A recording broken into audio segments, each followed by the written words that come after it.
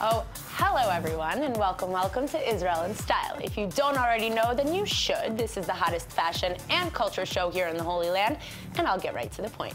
Here's what we got lined up for today's show. We have a very special guest talking to us all about her unique career transitions, a young line artist, and if you don't know what that is, you soon will.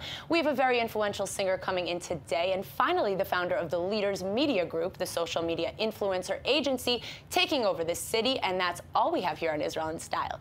So, to kick off today's show, I'm more than honored to introduce our next guest. She's someone I look up to very much, and just when you think she can't do more, she does. She's a former winner of Israel's Big Brother show. She's a very successful writer and a co-hosts the Culture Club talk show here in the Holy Land. Yep. She's done it all. Shifra Kornfeld. How are you? It was a funny intro, no? Yeah. I pretty much said it all, no? It sounds so good when you put it like that. So tell me, how did you get involved in the entertainment world, TV world here in Israel? Almost by mistake. I went on the first season of Big Brother. The first season ever? In Israel, yeah. Yes. Oh, I didn't know that. Okay. Yeah, and I'm not even sure I would have gone otherwise, right? Like once we knew what it was, it would have been a lot harder to go on the show the way I did. Yeah. But I had this idea about, right before Big Brother, there was a season of Survivor, and people went, and it played out like a game, and then someone won, and then a few months later you forgot who they were, and then there was another season, so I figured I can go and sort of have a moment to see what it feels like to be on TV. Yeah, and then if I like it, I'll keep on doing whatever it was. And then, if not, I'll go back to my life. But it didn't work out. It didn't go out the second option. It went the first option that you weren't expecting. So you did win the first season. Yes. That's insane. Congrats from God knows how long ago that was. Yeah. So what was it like? Like, how did you feel like you changed, or kind of your perspective on what you wanted to do after the show? Yeah. Well, the thing about the first season of Big Brother here in Israel is, unlike in the U.S., Israel is a very small country, and reality TV, people get very involved. And our season was a very political season, and people took sides. It was almost like a political campaign. Right. So when I got out of the show, I was way more famous than I ever intended to be. And you don't even know it because you're sitting in a room for 3 months. Yeah, so it changed my life in ways I didn't know how to prepare for. Not that anyone can prepare from going from being completely anonymous to being, I needed a bodyguard for the first week out of the show, and that was more than I bargained for. Yeah. I mean, I wanted some attention, and I wanted access to media platforms. Yes, but I didn't want that much. I guess you never really asked for that much. Yeah, though, right? I didn't like having paparazzi and people coming up to me and wanting to, I didn't enjoy that aspect of it. So I didn't immediately go to what I'm doing now. I took some time off. I cooled down a little bit. Yeah, I got married. I had two children. Yes, two beautiful daughters. Yes. And actually, I have here a quote that I did want to ask you about. You mentioned in an interview with Haaretz many years ago, after the release of your book, The Second Half of the Night, that people don't feel like, people feel like you took a shortcut in a way, or people don't appreciate people that went from reality TV and then did something else. Do you really feel like people look at you like that? Do you feel like people... Well, I had this fantasy around the publication of the book. Right. I wanted to release it under a pen name. Right. Just like to not have it connected at all with anything that any idea anyone might have about me. You as a person. And then my partner told me, he said, listen, this is who you are, and other people are going to have to deal with their preconceptions or what they think about you, and writing this book is part of changing. And it's true, there will always be people who think I took a shortcut. Of course. And I did in a way. But shortcuts... I mean, you could look at a shortcut in any way. Every person takes a shortcut. Every person is looking to get to where they are, and they do what they feel like, is the first step to getting to where they are. Yeah. But putting reality TV on the side, why don't you tell us a little bit about your book, for those who don't know about it, The Second Half of the Night, and kind of, how you went to become a writer. I wanted to write Since, I mean, the minute I learned how to write, I wanted to write. Right. So that was always part of what I was going to do. The book itself is about a very unique community where I grew up in Jerusalem, in the Old City. Right. And my dad's American, my mother's Canadian. They met in Israel in yeshiva of people who are religious, like yes, more but community? they didn't come from a religious background. Oh, really? And the whole book sort of is inspired by, it isn't a biography, but it's very inspired by this very sort of hippie, arty, free community where I was raised, and then how things slowly get darker and more controlled by a very charismatic, powerful rabbi. Oh. So this is all inspired by. This is all inspired by. This Please is not. do not read my book and read too much into it. Yes, but so this was a story that I've been carrying with me for a very long time, and I really needed to just write it. Just let it out and have everybody read it and kind of have it come from you and your voice and you as the author. Yeah, and also have give everyone my take of who I feel like I am, and not this poster of know Shifra who is on Big Brother. So it was my way of explaining myself to the world. Amazing. And from that, you moved on to doing, you're hosting a TV show, a talk show you could talk about, like culture kind of here in Israel. And so what's your next move? What can we expect from you? Well, unless it's a secret. just to continue doing what I'm doing now, which is being very involved in Israeli culture, writing another book. There are a few other projects up my sleeve. Secret projects that we will soon find out about. I'll be back to talk about them. Well, thank you so much for coming Pleasure. in. I was so honored to have you be in here, and I can't wait to have you come back again. Absolutely. Thank you. Make sure to stay tuned to find out what her next book will be about and when it's set to be published. I don't know about you guys, but I sure cannot wait to find out. So I'm sure you've all heard of this idea that other than a form of self-expression and emotional release, art can be a form of therapy. A study even shows that art therapy can be used to help at-risk children in many different ways. Well, to kick off today's show, we have Jody Wasserman with us in the studio to tell us all about what exactly line art is and how it helps her in life. Hi, love. Hi, how are you? I'm great. Thanks so much for joining us so here. So great to be here. I'm so excited. Well, why don't you tell us a little bit about what line art is and how you got involved in it? Okay, so I'm gonna be really honest. I don't really know what line art is. I know it's a really big thing now, and I feel really lucky to have started it really on my own, I want to call it, when I started. So I believe line art is using ink pens, like really strong ink pens, thick pens, thin pens, whatever, and just creating repetitive, beautiful lines all over a piece of art. So that's what I would call line art. Personally, I don't really know. Okay, so like as an artist yourself, like you are focusing more on art, on line art, so you're basically kind of more like outlining and maybe doing a little bit like smaller details with those markers. Exactly. I believe it's all about taking those tiny details and until it becomes this beautiful, huge piece of just chaotic detail. That's what I like to do. So how exactly did you get started in this? Me and you talked about it earlier. You said it kind of just happened. Yeah, so I always say this stems from me never paying attention in class and drawing with black pens all over my notebooks and all of my homework that I was supposed to be doing. Sorry, Mom. But basically, I actually decided in my last year of high school to take a first level art class. I wasn't going to do it. And I ended up taking it, and the first project was to design your own tattoo. Okay, so that's a really cool project. It's a cool project. So they gave us like Sharpie pens and made us get a sketchbook, which was like the best thing I ever did. And I drew this Hamsa. It took me like 4 weeks to make. I thought this Hamsa was the best thing I've ever made in my whole life. It was amazing. I look at it now, I still have it. It's awful. You're like, wow, how I've improved over the years. Yeah, exactly. But I think it really kick-started from the moment I touched that pen onto that paper. It was like a fire was ignited inside me, and I was like, this is what I need to do. And I made more and more and hundreds of drawings after that.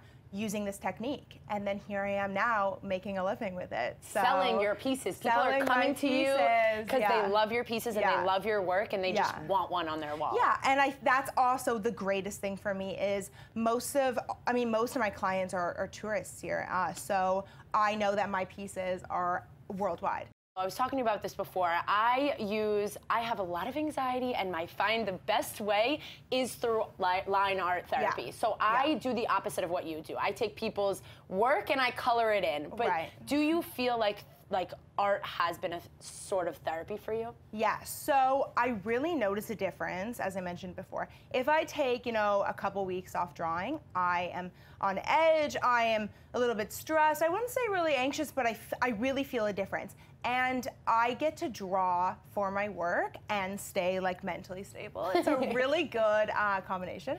So when I'm drawing, I really do go into this meditative state where I sit down with my lamp in this dark room. It's very scary actually. Yeah. Think about it. And hours go by, and before I know it, it's 3 in the morning. But that's okay. That's what it's about. Yeah, that's what being creative is about. And I get to sit and I get to put all of my energy and all of my senses into this piece, and it's time goes by. I don't get hungry. It's crazy. It's crazy. But releasing. I feel great. Even if you had the most stressful, even if I had the worst day ever, I know the drawing will make me feel better, and I get to create something beautiful and share it with, my clients or followers or whatever you want to call it. It just shows anything that really interests you a little bit, stick with it, because me doodling on my math homework, I didn't know that it would My doodles and your doodles are two different things. If you saw my doodles in high school, you would not tell me to stick with it. You would have been stay to what you think you can do, and it's not doodling. So what about when you sit down to make a new piece? Do you have... I think about how I would do it. I have to have an image, and it has to be created in my head already before I draw it out. Right. Do you have an image before you start? So that's the problem, is people think, okay, I know what I want in my head, but I can't put it on paper, but it doesn't work like that. I have a general idea, whether it's an elephant or going to be a tree or a hamsa or a person. I know what I'm going to draw. Sometimes I don't. Sometimes it becomes this insane thing that I'm like, is it okay that I drew that? That's crazy. But I have an idea. So I will sketch out kind of the outline-ish, and then all of the lines and the depth and the crazy detail, I just go freehand, no pencil, and I just go in with it. And I trust myself that my details will be good, and that my lines will be straight, and that my curves will be curvy, and it just is. And that's, listen, that comes with 6 years of practice. So. 6 years or no 6 years, I cannot draw a straight line for the life of me. There's no way. That's why there's people like you who create the line art books. And then you can color people it. Like me who color it in. Exactly. So people can find you on your Instagram page and can kind of reach out to you if they want any private. Being an artist, I am a total illustrator. Okay, right. So the online graphics website is still in the making. Still in the works. But that being said, I'm very active on my Instagram, so it's amazonia.artwork on my Instagram. And it will be located underneath. Yes, and I have a Facebook page as well, but I do a lot of commission pieces, so people can say, I want a cool, wedding present with their names in it, and I will make it. Right. But I sell a lot in Tel Aviv, so I'm posted up at art markets and things like that, and I also deliver worldwide as well. Amazing. So everybody can contact you. They could check out your soon website, but for now your Instagram it's coming. and your Facebook. I promise it's coming. All right. Well, thank you so much. Thank you for having me. Make sure to go follow on Jody on Instagram, get inspired, and start drawing people. It really does calm you down. Unless you're anything like me and get frustrated drawing outside the lines, then maybe line art isn't exactly your thing. Don't you ever have that dream where you can stand up in front of hundreds of thousands of people and sing? Well, not only does my next guest do that, she sings in both Hebrew, French, and English. Meanwhile, I can't even get the right pitch singing in the shower. Here with us is Ori Yechazakel to tell us about her singing career. Tell me I said your last name right? Well, yes, you did, of course. There we go. That was very good. That was impressive. So why don't you start off by telling us how you really got involved in your singing career? Well, I started singing when I was 6 years old. And then I used to participate all sorts of, contests like festivals and all that, and singing groups. And I was on TV a few times, and then I got to the army, and my dream was to get accepted to the army to the army singing group, and I got to the last levels, but I didn't get in. I took it very hard. That was back the then, first bump. yeah, we were just talking about it before. Like back then, if you didn't make it into the Army singing choir, then you got nervous that you weren't going to really make it, right? Right. Then that's how it was back then. So then afterwards, I was like registered in a different role, and then after the Army, I went to the university, and then in the middle, I was an A student. I got a scholarship to study in France. Wow. I already spoke, I'm bilingual. I have a family in Australia, and also je parle français aussi. Hein? Oh. As you already know, because we've talked about that. And then we went to France, and I got the scholarship. It's like winning the lottery here. You know, everything is on them. You know, just study there, and just study, and they pay for you everything. You know, it's just like winning a prize. And then I fell in love with a chanson singer. And and then I had to, my parents were so proud of me back then, and so I went back to Israel, and I knew that I was an A student at the University of Bar-Ilan, and I knew that I'm gonna quit everything and then go and learn theater and go back to the stage, and it was hard for them. They didn't like it at all. Right. So you sing also in French and in Hebrew, and you have very powerful lyrics. Why don't you tell us a little bit about your lyrics and what they mean to you, what their main message is? En français, or you mean en français, right? Yeah, in French. Well, I sing mainly Piaf and Aznavour and Bekojo Dessin, if of course part of them. And en français, it's very dramatic. The chansons are very dramatic. It's like they tell the story about a woman who meets a man, and then the man leaves, and then he dies, and then she continues. It's all about love, but all kinds of love, like love of God, love of the world, love of a spouse, love of.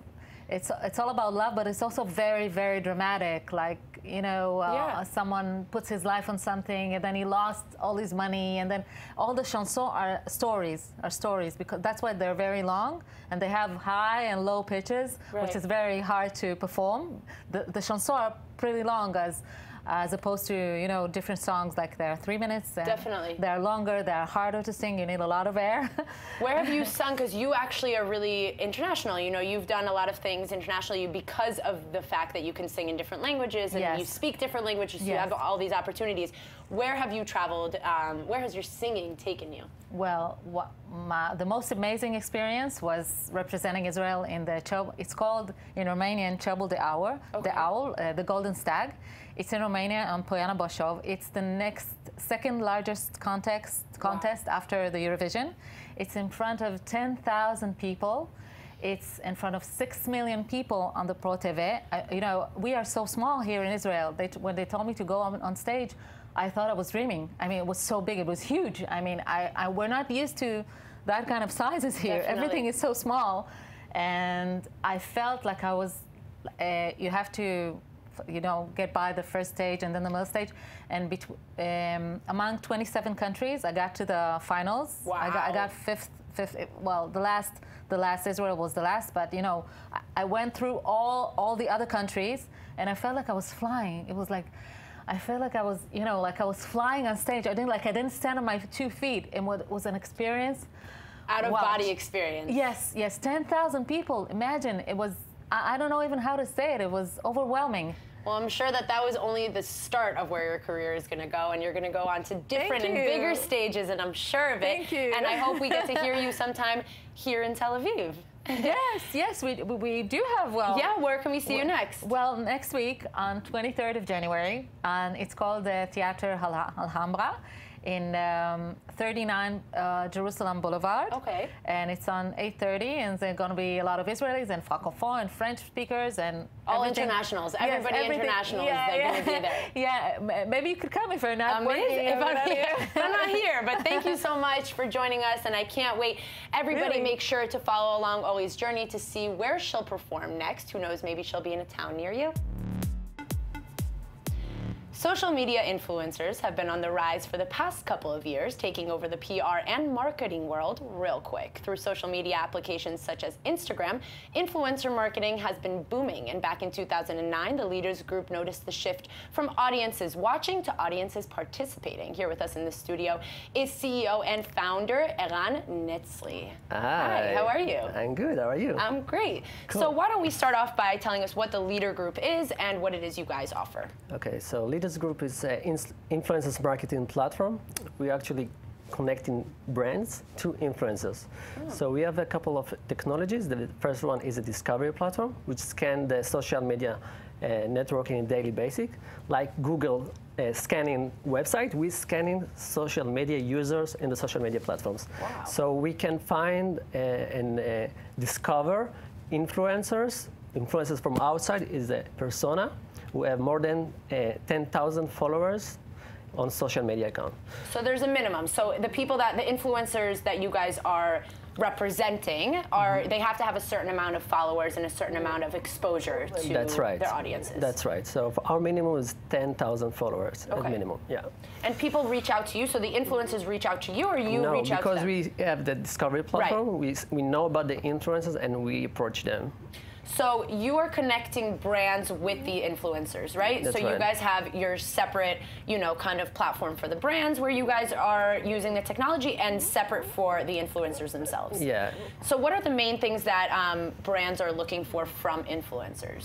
They looking for creating content creators, actually.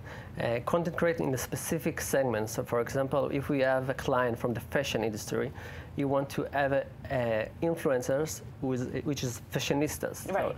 So we who bring help their them to own creativity. Yeah, creative in the fashion segmentation. So the influencers, the influencer upload content from the daily life and fashion content. So. Right. So the brands look at the fashion content that they're putting. They're looking at their personal creativity. Here we're seeing Liron, or we were seeing Liron behind us, where she does a lot of color blocking. Now she's one of the people that you guys work with. Yeah, that's right. So she is basically more around fashion and stuff like that. But what are other personas or influencers that you guys have from different fields? So the field is from sport and wellness, foodies, lifestyle. For lifestyle, it can be travel influencers. So we can connect influencers to hotels. Oh wow! Yeah, so it's very interesting. So actually, every product or brand we can promote via influencers. You can somehow find an influencer that can relate to the brand. That's right, because this is our daily life. So the idea is to connect the influencer with the right value of the brand. Right. So what about you're coming in as kind of like the middleman in between the brand and the influencer. So what are you guys offering for them? Are you guys just making it easier for them, or how it is that you guys control it? Yeah, we make it easier for them because we have a technology that make the execution very fast, because they can find influencers in their own way with hashtags, with their own tools. Yeah. But the idea of Leader is to do the execution very, very fast, because the influencers have our application. They can do the campaign very quickly. So if I'm an influencer, or if I'm a brand looking for you guys, where can I locate you, and how can I reach out to you guys? Okay, so you can register our platform via our website. Okay. And after you are in, you can have campaigns, offering campaigns. So we just log onto your website, right? And you guys are not just offered here in Tel Aviv. You guys are offered almost worldwide. Yeah, we have already 9 offices around Europe and the US. Wow. And we're rising very, very fast. So basically, influencers and brands need to get onto you guys real quick, because you guys are growing. Yeah. Soon you won't even have room for some of these influencers. So I gotta get in contact with you guys. Yeah. Well, thank you so much, Ilan, for joining us. And if you're looking for the hottest, most influential people in the game, best suited for your brands, make sure to check out the Leaders Group website to find out more on how to collab. And that's all the time we have for today's show. I wanted to thank all our guests who came into the studio today, and to all our viewers out there. If you missed any episodes and want to catch up, make sure to check us out on iltv.tv/IsraelInStyle. See you next time. Bye.